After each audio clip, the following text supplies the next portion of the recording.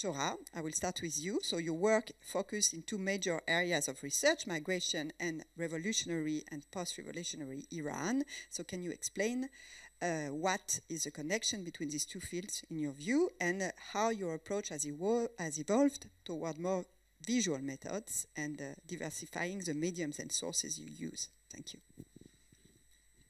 Thank you very much, Camille, for the invitation and the wonderful preparation that makes our job much easier, although speaking in 5 minutes is challenging. I started, actually, I came to academic research through activism. And I first was an activist and was part of the very first team that entered the waiting zone, so the border detention center at Roissy-Charles de Gaulle Airport. In 2004, I was trained on the spot to work with with the legal frame, provide legal assistance.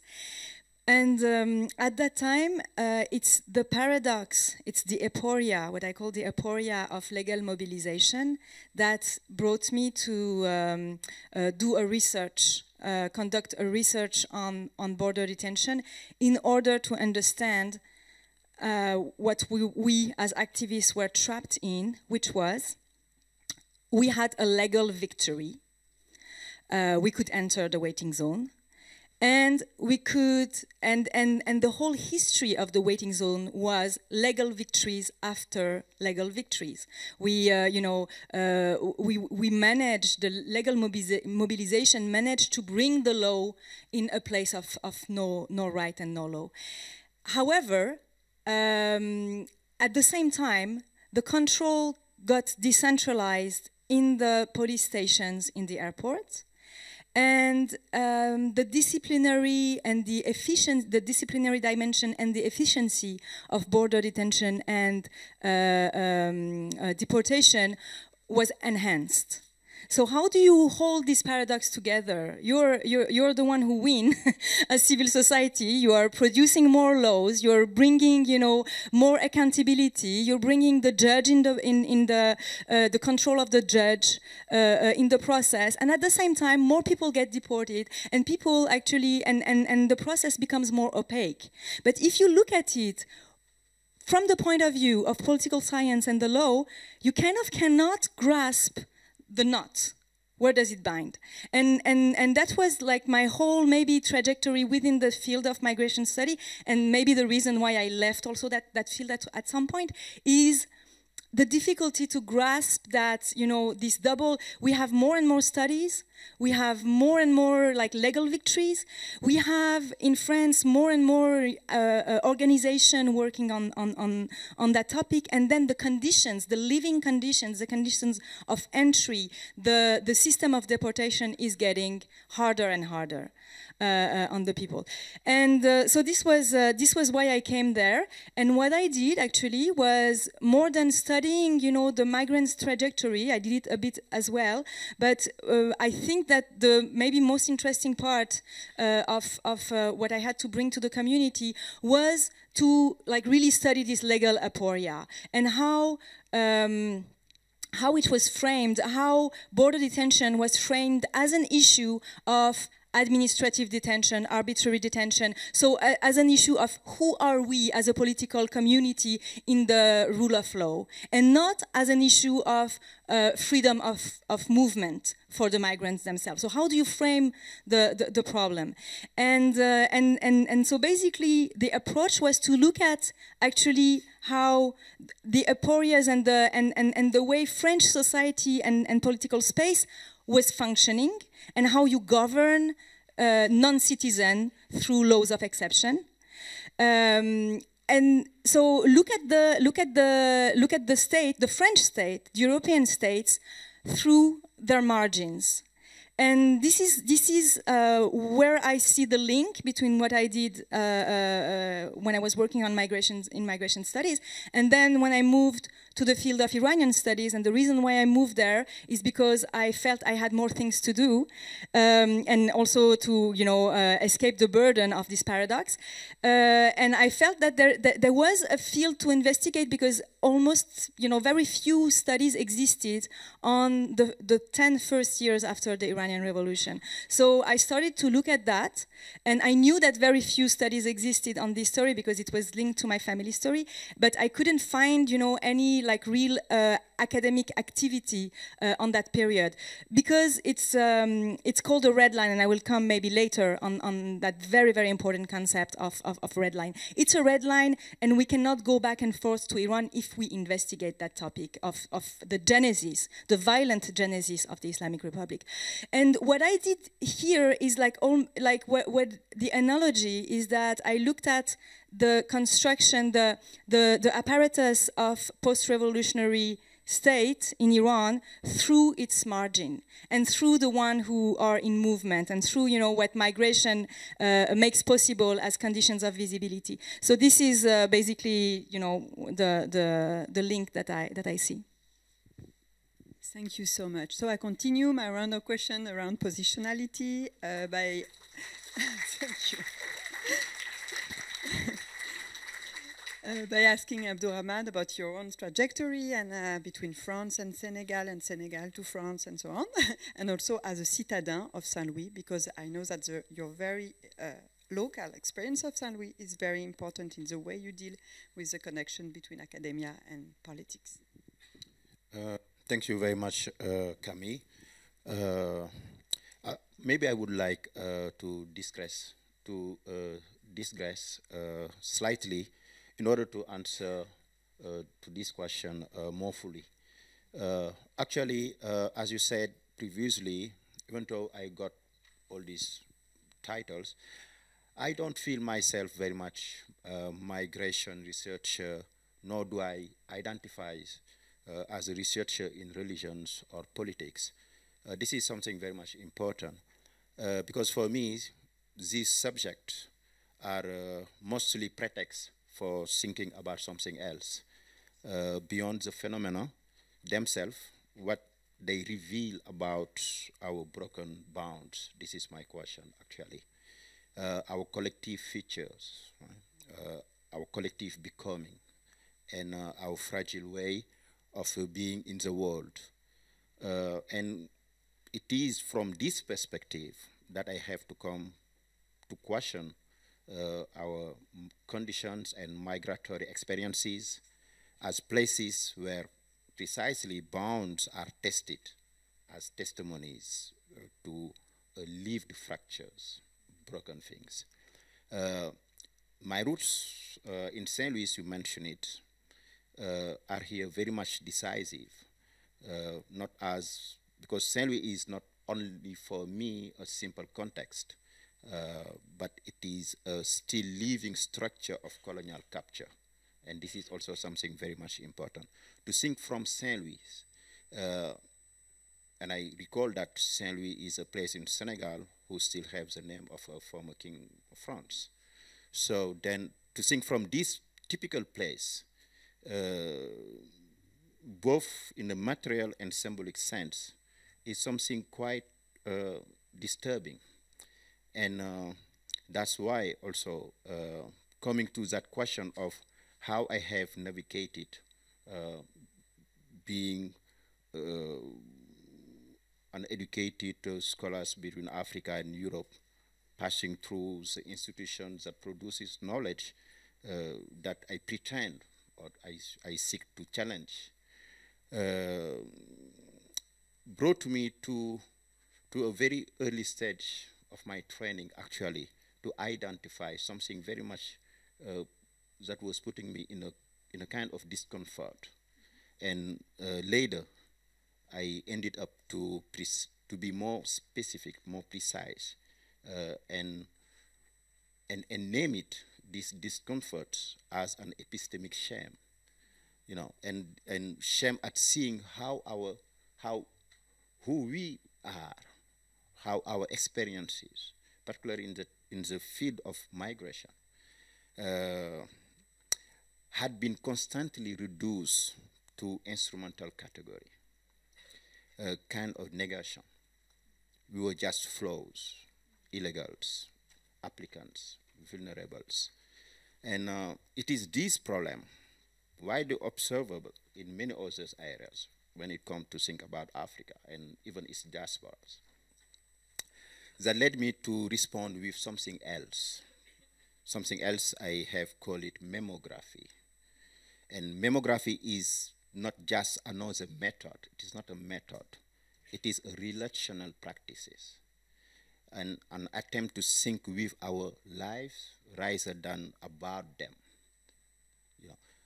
It is built in a lineage with critical voice such as Fanon, Tuck and Young, or Fred Morton or Stefana Arne, who remind us that decolonization is not a metaphor, and that sometimes the only possible relationship with the university, the institution, is crime.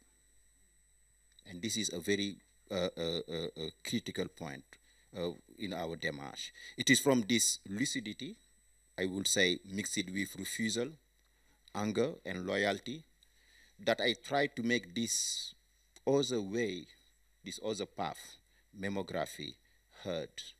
A voice that does not seek to be Paul Valéry's statement, or Paul Valéry's supplément d'âme statement, but which traces a path to break free from what I don't want to reinforce, what I don't want to participate in. Yeah, this is somehow my trajectory in this. Thank you.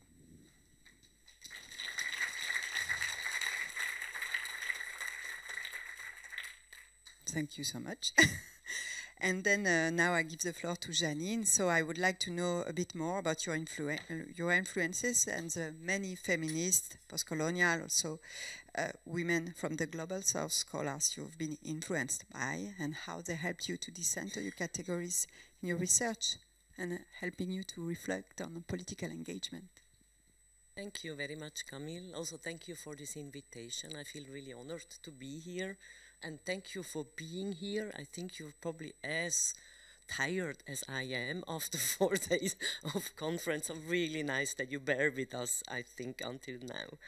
So I also think I should first very shortly clarify from my position from where I'm talking, and then I would like to tell you a bit how I got there, how I find my compass to do and to decenter research, so to speak. So in a nutshell and very shortly, I mean, I think most of my work is about this question: how is membership and exclusion, so the we and them, produced in contemporary societies? What is the role of migration or migrantization in it? And how are these processes basically embedded in power relations and in structure? So I'm really focusing on European societies and how they produce others and themselves, because this is of course relational, and consequently how they do it with discourses, representations, structures, laws, politics, etc. So that's why I often also say I'm not a migration scholar, because I'm not very rarely only working with migrantized or racialized people, basically. I'm really working with a much larger group of people. And I try to demigrantize, and I think this is a way trying to decenter. And now this all sounds very theoretical, but I would like to say I do this kind of typical research, peer-reviewed research, etc. But, and I hope I can talk about this a bit later, I do many other things. I write often blogs, I do a lot of collaborative work with administrators, with political stakeholders. I do exhibitions. I participate in, with administration in elaborating their social policy and this kind of thing. So how did I get there? And Camille asked us to make the private political, and as a born feminist, I of course agree to doing this, I would say. So I actually never say this, but I'm what is today called a first generation scholar. My mother was a shoe seller, I'm a father of mechanics, and there were no books at all at home. But I was socialized very, very young, I would say, into what I would call the Swiss bourgeois elite, intellectual elite, because I started to live quite early with friends and their parents who came a bit from this field. Though I learned quite early, I would say, distinctions in the sense of Bourdieu, kind of. But this also meant it's really a kind of very personal experience that I experienced. There are inequalities, there is unfairness, and I think this is one of the main motivation that made me doing also research. And it was during my studies in Zurich in the 90s, which was a very interesting place, that I think I found ways to better understand what is going on. My studies in social science gave me a bit the tools to cope also better with all these feelings of unfairness and inequalities I before was also confronted with. And it was, as you said, I really was a kind of born feminist. So it was really also this critique of what we called then women of the South and of color, Bell Hooks, Audre Lorde, Chantal Mohanty, and all these persons who really impressed me, and this critique about Western liberal feminism for their racist and exclusionary ideas. And at those times, I had the privilege that I was living in communes, and we also been living with racialized and migranticized people, very nice, highly politicized refugees who, I think, gave us the first intense anti-racist training, clearly. So this was really, I would say, entangled my private life with my kind of intellectual things I got to learn at universities. I don't want to make name dropping, but I like Judith Butler and the gender troubled very much universities in Switzerland, and can tell you a lot of discussions, but also other feminist scholars, but scholars we don't talk about anymore today, like the ethnicizing theory of ethnicization in Germany was, I think, really critical ideas about the foreigner, about people become othered, etc.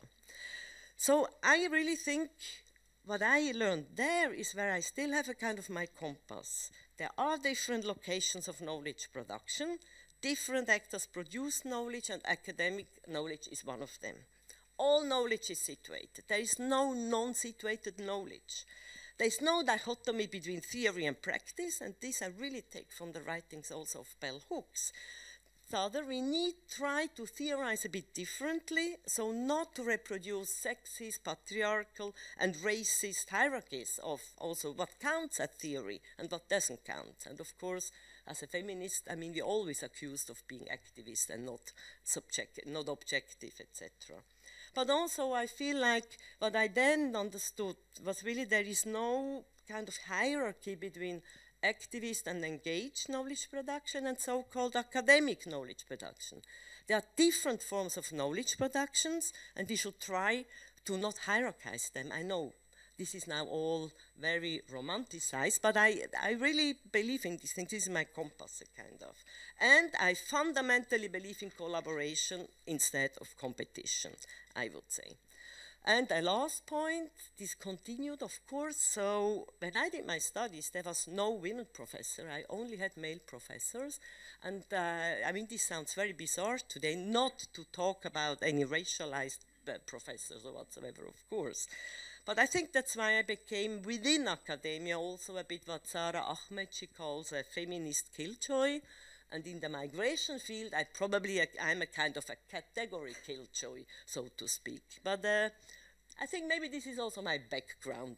I dare to speak up, kind of. I don't know. It's something you learn when you're coming from this background. I stop here. I think this is my compass, and of course things changed afterwards. But these fundamental things, they didn't change. I changed my fields, I changed theories, I knew great colleagues, but that was a bit my start. Thank you so much. So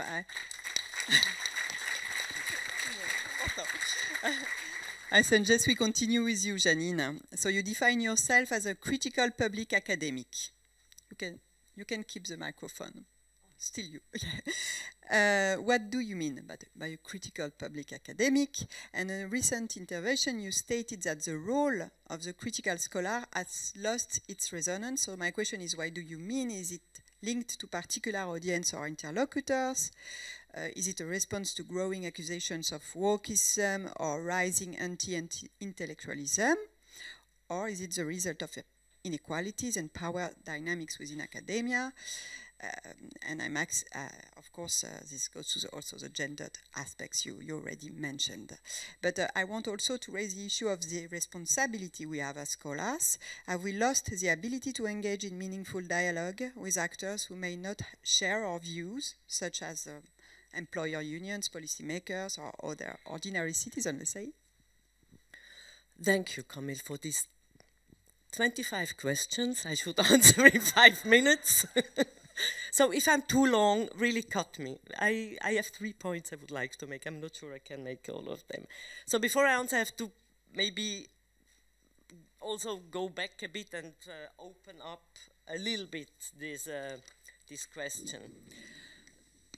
We had during this conference, I think, so many extremely good, sharp and nuanced analysis of all the problems we have in academia and why to decenter is really important, but also how really difficult it is to decenter. We had also some people who suggested some solutions. I mean, Peggy Levici kind of presented this GDC program, which I think it's really, really inspiring because it goes beyond just all this overwhelming lot of problems we have. And I feel actually a bit overwhelmed also after these 3 days. And I'm not sure I can contribute a lot to what we already heard. But I would like to go a bit to the side of, okay, what can we still do? Because somewhere we have to start from. And so this might, I don't have the big solutions. I'm not ignoring the problems, but I will try to go a bit in the other directions. And the first point is that I would like to tell you a bit what we do at my university and then come back exactly to this point. So we are a very small university in Neuchâtel. What we do on a small scale is we develop the methodology which we call la fabrique de demain, the fabrication of tomorrow.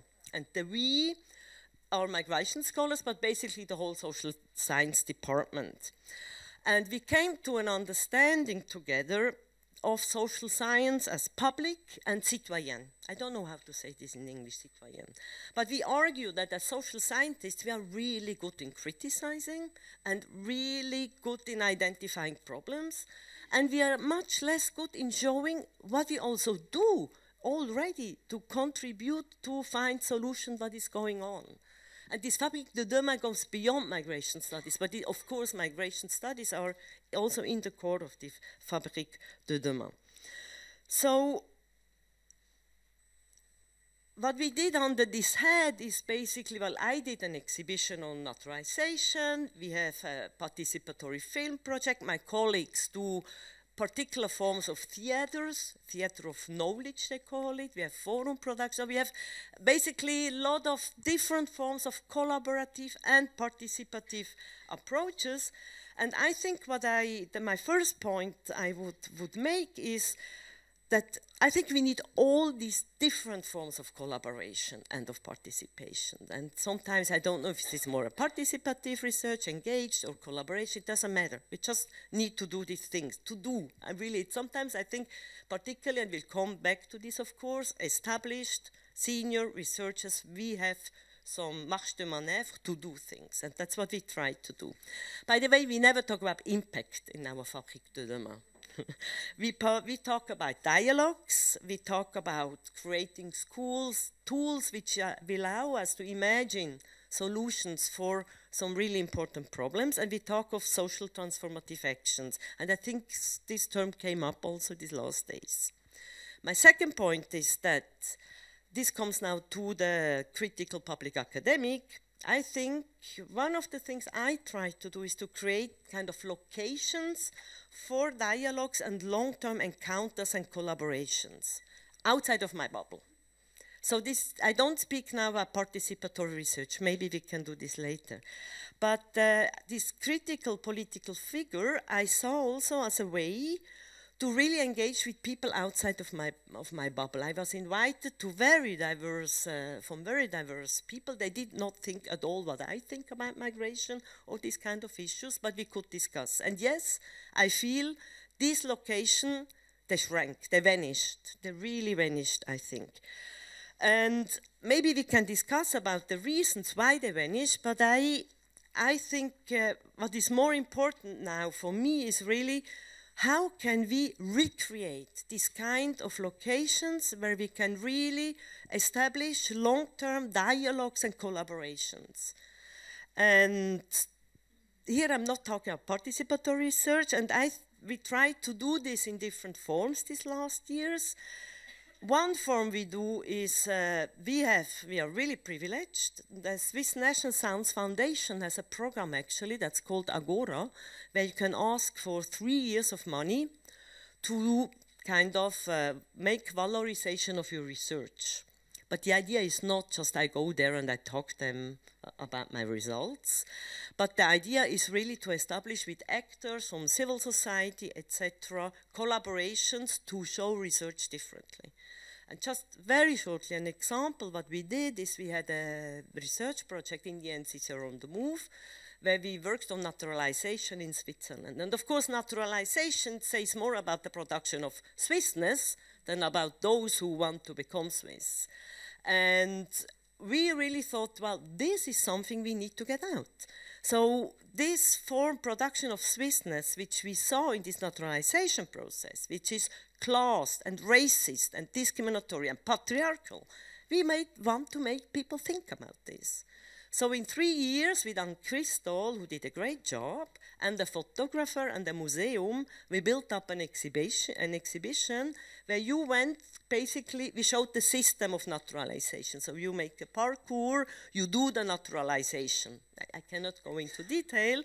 And we had a program for schools, we had guided visits where naturalized people did the visits, etc. And again, this raises new sets of questions, this kind of collaboration. How can you make people think critically about this issue who think we shouldn't give Swiss nationality away? I cannot do this in a total critical way because then they will not come. So what is this fine line where you're not critical anymore doing this kind of, well, you know all this, if you did this kind of collaboration, you know how difficult this is. But I think we found a way that it worked. And this is just one example, and we had the funds. And my third point, and I will short, conditions for this form of collaboration. Funding, time, lot of willingness to engage in difficult negotiations, because I think Nora said this yesterday, these kind of collaborations are really tricky and difficult, really. But also, you as a young scholar, researcher, it's very difficult. I think there we have really our responsibility as senior researchers to open up spaces for this kind of research, because we can do it. And of course, again, it's a privilege to have this. I mean, we can have all the critiques, but still, I think there we have a responsibility. And also to do it and not to let us, I don't know, sometimes I feel like we think, yes, they say we're activists. So what? Shall they say I'm an activist? Doesn't matter, actually.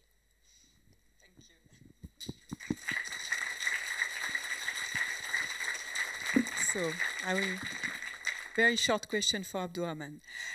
What about GAEC? Can you tell us more about GAEC? So it's action, groupe d'action et d'études critiques. So, yeah, thank you very much.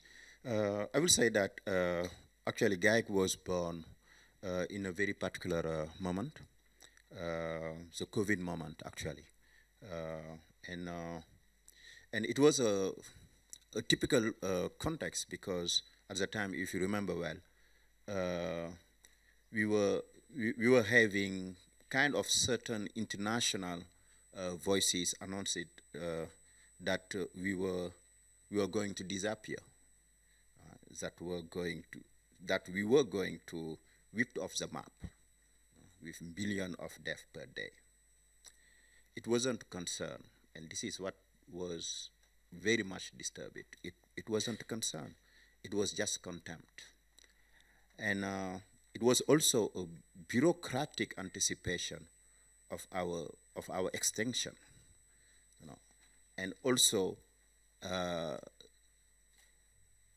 the value of the dominant intellectual understanding that the rest of the world has of Africa.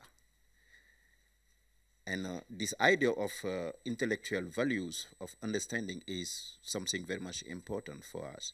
And this has produced it among certain colleagues of me at St. Louis, not only at St. Louis, by the way, because GAEC at the very starting point was a global network, actually, with people that are very much active in the US, you know, working on from the Black radical traditions, and also some colleagues coming from Asia. Actually, I even can say that GAEC has born at St. Louis, yes, but GAEC also has born from the corridors of international conference. People who were not very much happy to what was going on in the rooms, and they tried to get coffee and to discuss. And also, this is also a very important root of GAEC.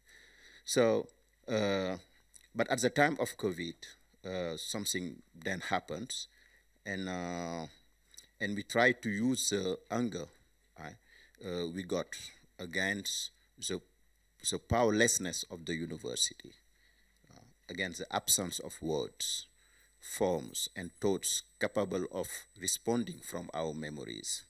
And and then being born under this condition, GAEC couldn't be a research program. We were not a research program. We were not seeking to produce results, indicators, or models. And that was what we were asking to do in our institution, classical institution. We were willing and we were seeking to produce frictions and gestures of insurrections. That was our purpose. Our purpose was to open a positionality, a position of indiscipline, and to see that all this has failed somehow. So it was also a place to dislearn and to re-enter in contact, in conversation with our broader library. And I say, I will think here for example, Walter Rodney, in his invitations of the groundings of our brothers. It was this kind of things we wanted to do and to put GAEC under this kind of umbrella. So then how to move, to displace ourselves from the institutional framework to a kind of new imagination of what university can be. Yeah. Thank you.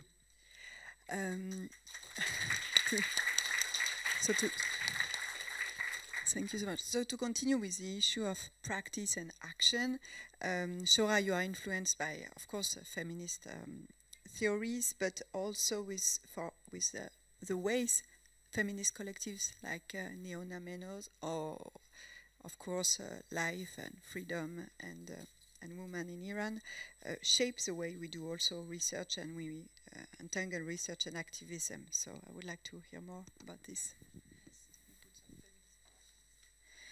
Sure. So yeah, this was the most actually the most joyful and truly interesting part of the research and action these last years.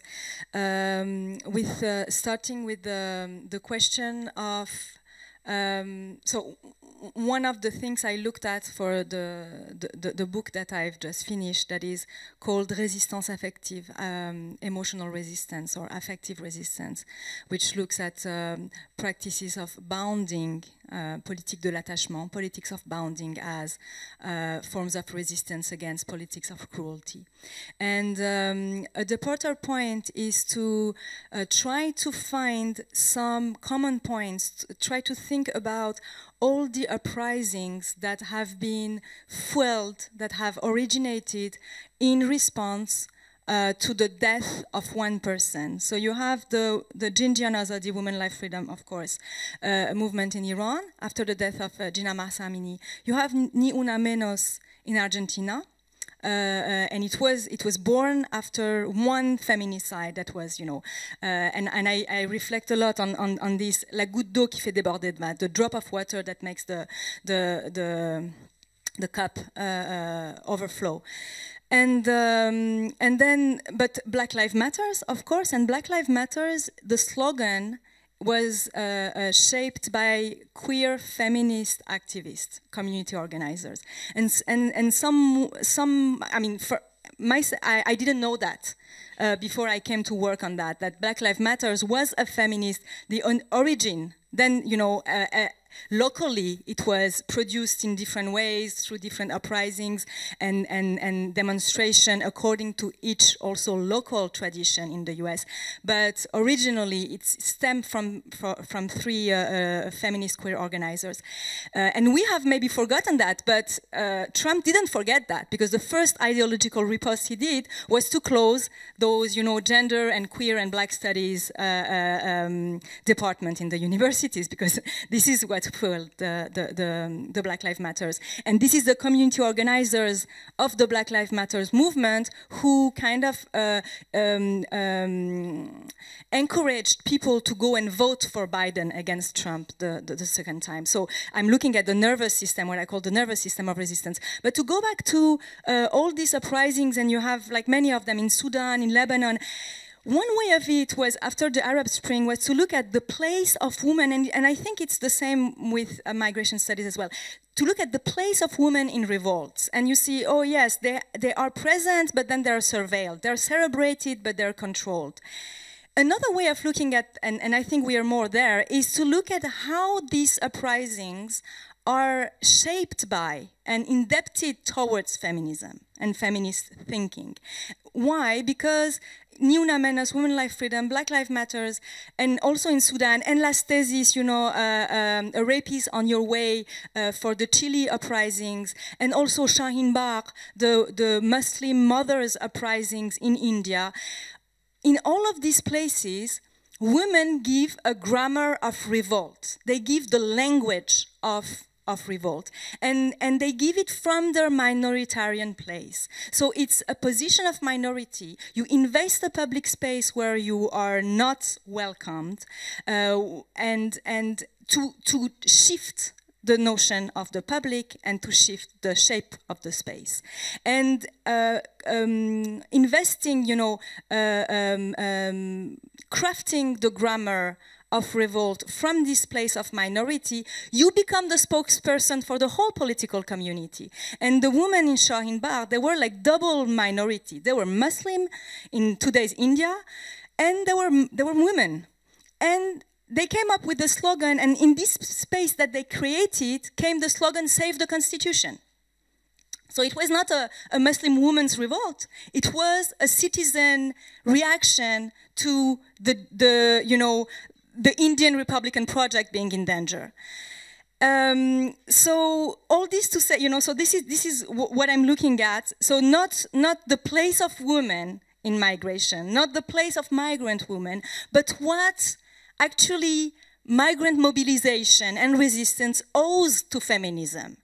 And here there is a learning, and you can see Ni Una Menos, for instance, is a huge a field of exploration, because what they did here is to produce an analysis on depth and on the articulation between global financial government, neoliberal finance at a global scale, and feminicide and women's body at a very micro, you know, local level. And they were able to articulate that and to also give the grammar of revolt, which is the feminist strike that they kind of reinvented. And then you know, disseminate transnationally in the last years. So here, talking with Ni Una Menos organizers, what was really interesting, and I will stop here, was that they say, okay, what we did for their mobilization on the right to abortion, and it was really important to inscribe that in the Constitution before Milei came, the mobilization on the right for abortion, they kind of, and they realized out of a sudden that all the people who were leading the community soup kitchen were women. They didn't feel themselves, they didn't describe themselves as feminist, but it happened so that they opened their eyes, they look at each other, and all of a sudden they realize, oh, we're all women. And so then they became active on the topic of abortion that was way beyond their field, because there were mothers and, you know, local organizers organizing kitchen soup, community soup, because of the economic crisis in Argentina. And I think that in the field of migration, this is such a huge take that we have to understand as well, because a lot, and, you know, we all know that, a lot of people who are active in migrant solidarity fields are women. But those groups, those NGOs, those collectives don't necessarily see themselves as, you know, feminist or whatever. And when you do feminist work, you look at migrant women's, you know, trajectory and the place of women in migration. But it's also the fact that we are all women doing migration studies, and we are all women helping and building solidarity. So what kind of feminist project for Europe can we build from this very situated position? Thank you so much. So I think I didn't mention it, but we have a last round of questions. Sorry, I want to try to be even more shorter. So I will start with you, Abdurrahman, about the way you use Ashum Tendai critical views about migration as decolonization. I would like to hear you about this, because it's very powerful, and I think the way you use Saint Louis, I'll come back again to Saint Louis, because I've read your wonderful pages on Saint Louis, and I think it's really inspiring in terms of decentering, the way you look at hospitality from the perspective of Saint Louis.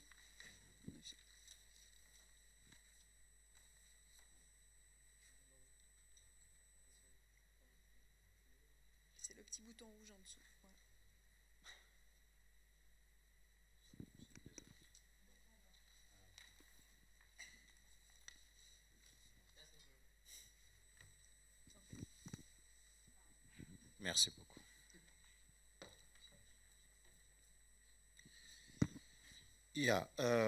Yeah, merci. Sorry. Thank you. Tandai, actually, I will say, this paper you mentioned, Camille, Tandai, actually, this paper had been realized, you know, within a team, a very amazing team, by the way, and Tandai even took the time to be with us a little and have some conversation. At the time we were doing all these papers on migration from an African perspective. But what I will say here is, even though this article and study of Tandai, which is very much valuable, migration as decolonization, yeah, it is very much valuable because it places, in a very clear term, migration in the context of colonial history. And it explains very well why the migrations of formerly colonized people to former imperial centers is not an anomaly. What he said in the slogan, nous ne nous enfuons pas de chez nous, nous allons là où nos richesses sont. Like when in the social mobilization, people are saying that, okay, don't be surprised when we do our best to be here, because here are our health too. So then, but it's also very much important to say that it is not enough, and it is not enough, and that's why also, and that is also my point of my criticism of this Tandai's Attune's paper, because if we truly want to think about migration in a very decolonial term, it's not enough to just change the framework of references, and even though it's very much important to go and to revisit what we do have in Africa in terms of managing circulation, of managing hospitality, even today, you know, in sometimes very complex situation. So then, yeah, in my paper on migration was trying to see how we reinvent also hospitality in our daily life, and how we invent very valuable counter-example of opening our arms and our context and our countries to people who arrive. That's because welcoming people doesn't mean that resources are gonna die, are gonna finish. But if we truly think and hear with our communities and their memories, this is an formidable and extraordinary opportunities to open wealth and not to close the door of wealth. Yeah, thank you.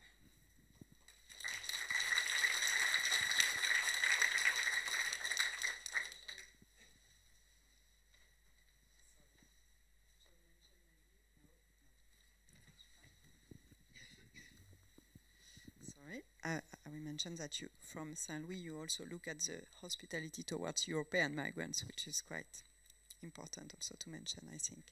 So, Shora, about methodological innovation and ethics, your research on Iranian society and migration policies faces constraint, like in terms of ethics, of course, principle of do not harm, but also in terms of accessing to specific voices. And many often I use the term of off-site ethnography with students when we talk about methodological and ethical constraint, because I think it's extremely powerful.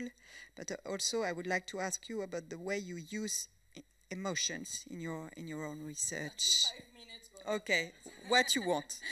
No, sorry, Camille. And thank you again for like all these really challenging, thought-provoking questions. So yes, very quickly. So the problem, I don't know if I've been clear in my first answer. The problem was, how do you produce knowledge when there is a lack of knowledge on the genesis of the violent genesis of the Islamic Republic in Iran? How do you build empirical knowledge without access to the field? Because there was not so much academic knowledge so far, and the reason why there wasn't was because you cannot lead academic empirical investigation. And why? Because if you lead empirical investigation, either you're arrested, your informants are people you work with are being arrested, or you can do it one time, then you go back home or go back in whatever your academic site is, and then you cannot come back. And because then the country is close to you. And this is very important because, and this is what I call the red line, because the pact, the political pact agreement between state and society in Iran has been built through these untold, unspoken, but very well known, internalized boundaries of the public space. There are topics that you don't investigate or talk about, otherwise you end up in jail, you end up dead, or you cannot go back and forth. So then those red lines, those boundaries of the public space become literally the frontiers of the country. So the two come together. And this is what, you know, kind of separates an inside from an outside. And this is the political pact between state and society, but this is also the power knowledge nexus. Talk about the power knowledge nexus is really articulated around these red lines. But the interesting thing was that the red line have not been a topic of study by scholars of Iran. So all of them knew it and they talked about it, but no one studied, you know, the red lines, which was an emic. It was a local concept. It's fascinating to, you know, open up that concept. So this became my field of study. I really reflected on the red lines themselves as the empirical field, because the interesting thing was that, so you have scholars who said we are totally independent. We are not, let's say, we are not obeying to the Islamic Republic. We are not the mouthpiece of the Islamic Republic. We are very independent, but we respect but they respected the red line. So yes, their research was independent, but the conditions of production of their knowledge agreed to the frontiers posed by power. And this is not independent. So then you have to, you come to rethink what is academic independence as well. It's really the effects of the crafting of the borders in the field of knowledge itself. And what is the really the space where all this is being, bound together? It's the imperative of being present on the field to lead a valuable empirical research. So I cannot change the political system. I cannot accept that there is a void of knowledge because you cannot go there. What I can do is try to open up a little bit, marge de manœuvre, to open up a little bit the conditions of production of knowledge and to make it acceptable within academia to produce knowledge and ethnographic and anthropological knowledge without access on the site, which was something that was really kind of not very well received when I crafted the project in 2018. But then COVID came. And then the same colleague who were just like, oh, this is not ethnography, invited me to go and explain to the student, how do you do, off-site ethnography? Because then there is this pragmatic, you have to be pragmatic at some point, right? So this is the methodology. And I think I have to stop here, but yeah. I talk too much. Okay, thank you. And last word to Janine about participatory method, because I know you have things to say about that. Thank you. Yeah, you asked me actually a very difficult question about participatory method, but you did now not dare to ask it again, I think. Okay, but let me start like this. I mean, one observation I made in this conference, and before, of course, as well, is that it's kind of the big questions, it seems to me, particularly, but not only for young scholars, is my research meaningful and to whom? Is it purposeful? Why should I actually do research? What does it bring? Can I do something, contribute to social justice? And it seems to me many scholars have a kind of lost the purpose to do classical research, if I dare to say it just like this. And even more, and you introduced this like this, Camille, that I mean, we are surrounded by violence and injustices day by day. So how can I, with what I do, contribute to social change? We discussed this abundantly, I think, these last days. It was yesterday in the semi-plenary, the Francophone one, the question of legitimation. What about who is legitimate to do research? There's the problem of data extractivism. You talked just now also about this question. I mean, how can we get out of this hegemonic Eurocentric knowledge production, for instance, and so on. So now I get lost in my own notes. Also, we have the problem that academia in Europe is still very exclusive, not very inclusive. There's precarity of young scholars, and so on.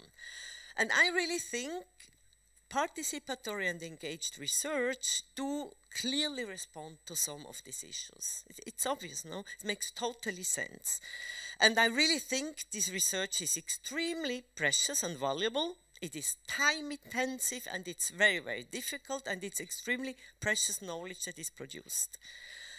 But then there are, of course, always downsides. I think every research has its risk, not downside, but risks. Again, who has the money and the time to really do it? And the publication that needs to come out of this kind of research. Do you need to have a stabilized position?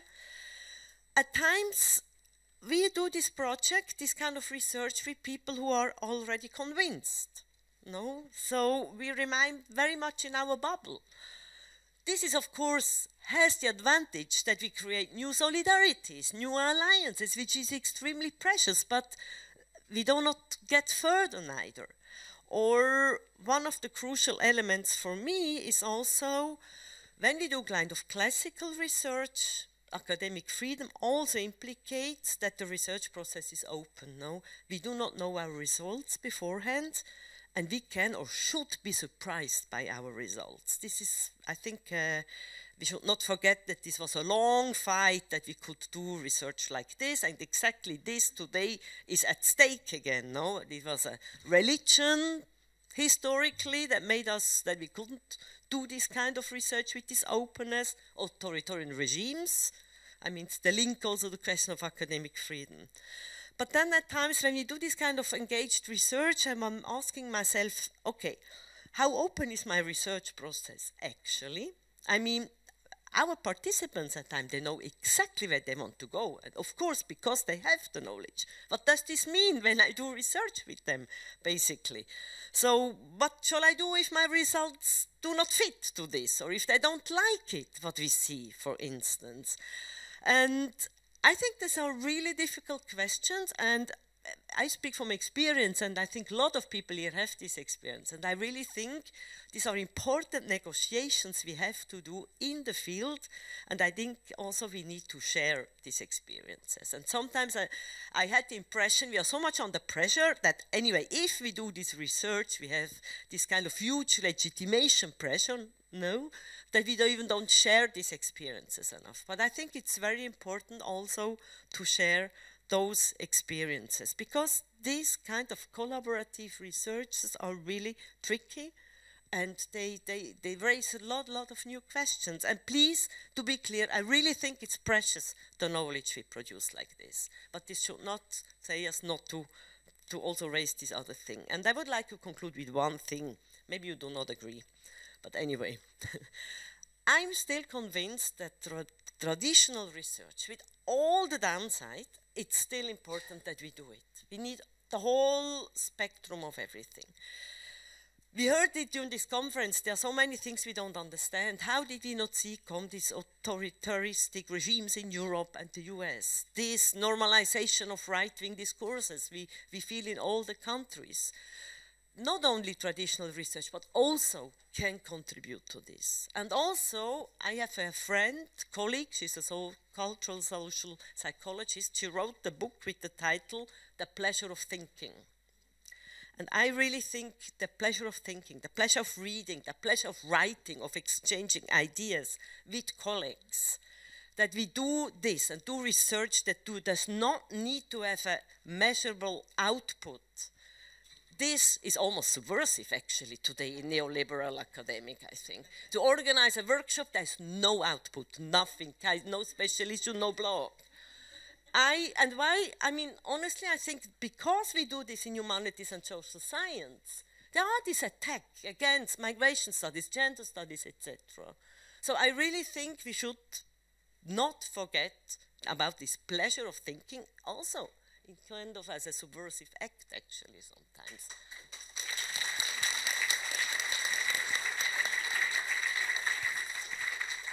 Thank you so much for ending with this powerful statement. So, do we have time for questions?